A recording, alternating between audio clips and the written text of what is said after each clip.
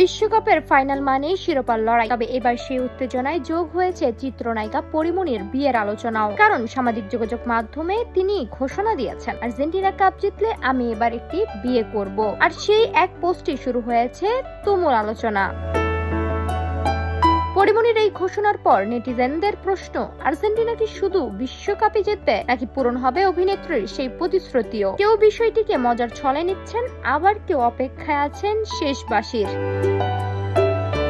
অন্যদিকে বিশ্বকাপের ফাইনালে মুখোমুখি বর্তমান চ্যাম্পিয়ন আর্জেন্টিনা ও সাবেক বিশ্ব চ্যাম্পিয়ন স্পেন। তাই ফুটবল প্রেমীদের পাশাপাশি পরিমণির ভক্তদের মনেও এখন একটাই প্রশ্ন, স্পেন কি শুধু আর্জেন্টিনার শিরোপার স্বপ্নই ভাঙবে নাকি আটকে দিবে পরিমণির বিয়ের পরিকল্পনাও? এখন অপেক্ষা শুধু ফাইনালের ফলাফলের, তারপরেই জানা যাবে হাসবে আর্জেন্টিনা নাকি আপাতত পিছিয়ে যাবে পরিমণির বিয়ের গল্প।